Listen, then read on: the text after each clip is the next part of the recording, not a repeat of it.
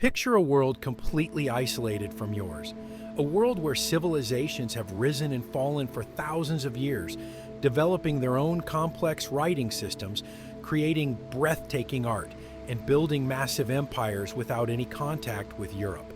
This was the reality of the Americas. For centuries, cultures like the Olmecs and the Maya had flourished here. They were farmers, artists, and scholars who wrote books and carved history into stone. But in the early 16th century, this ancient timeline was about to be violently interrupted. In 1519, a force arrived that would bring an end to an entire way of life. It wasn't a massive invasion fleet of thousands of ships. It was one man, Hernán Cortés, and a small army of about 600 soldiers. Yet, this meeting would trigger the collapse of the mighty Aztec Empire. How does a civilization that stood for centuries crumble in the face of just a few hundred fortune hunters? That is the tragedy we are uncovering today. To understand the destruction of the Aztecs, we first have to understand the men who crossed the ocean to find them. They were known as Conquistadors, a Spanish word that translates quite literally to conquerors. But what drove them? What would possess men to sail into the unknown, risking their lives on dangerous seas? The answer lies in a discovery made decades earlier. In 1493, the explorer Christopher Columbus returned to Spain from his voyages. He didn't just bring back maps of new lands, he brought back stories. He spun tales of the incredible treasures he had witnessed in the Americas. These stories ignited a frenzy in Europe. It sparked a new wave of Spanish adventurers who were tempted to see these wonders for themselves. But let's be clear about their motivations. They weren't just curious tourists or peaceful diplomats. They were fortune hunters. They set sail with a singular, consuming obsession. They were in search of wealth, and specifically, gold. This greed set the stage for one of the most lopsided and devastating clashes in human history. Leading this charge was Hernán Cortés. In 1519, he landed in Mexico. He had an army of 600 men at his back. To the vast Aztec Empire, this small group might have looked insignificant, like a tiny drop in the ocean, but they had no idea that these men were the harbingers of their doom. The story takes a turn that feels almost cinematic. Cortés and his men marched toward the heart of the Aztec civilization. Eventually, Cortés was brought face to face with Moctezuma II, the supreme leader of the Aztecs. This was the moment two worlds collided. You might expect that an invader marching into an empire would be met with immediate arrows and war. But that is not what happened. Instead of violence, Cortés was met with hospitality. Moctezuma welcomed him. In a gesture of diplomacy, or perhaps an attempt to appease these strange newcomers, Moctezuma presented Cortés with lavish gifts. Imagine the scene.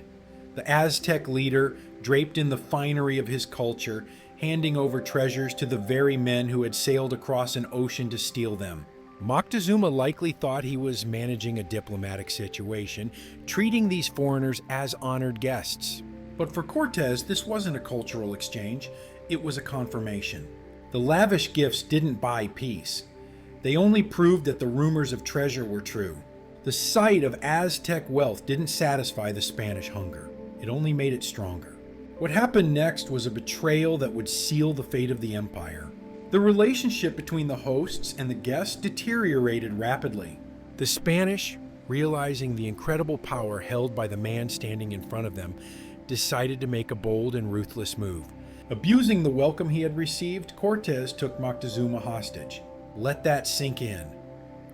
The supreme leader of the Aztecs was now a prisoner in his own land, held captive by the very people he had welcomed with gifts. With Moctezuma under his control, Cortés effectively made himself the governor. He used the Aztec leader as a puppet to seize power over the empire. The situation was a powder keg, and it eventually exploded. The tension between the Aztec people and the Spanish occupiers became unbearable. In the chaos that followed, the unthinkable happened. Moctezuma was killed. The death of the leader was the breaking point. The Aztec society, which had functioned with complex structures and hierarchy, began to crumble under the weight of the Spanish occupation. The civilization that had been built up over centuries was being dismantled piece by piece.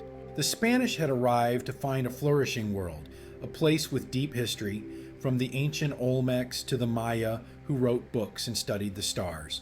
But when the conquistadors were finished, those ancient cultures had been wiped out.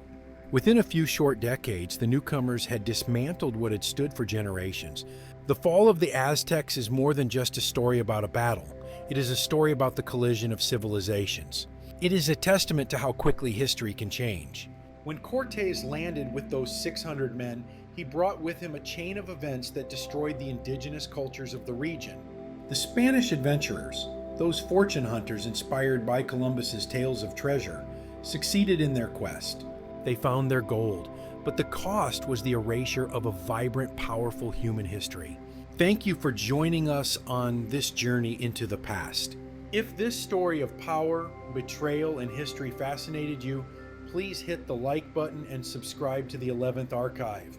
We have many more stories of how the world was shaped, and we want you to be there for them.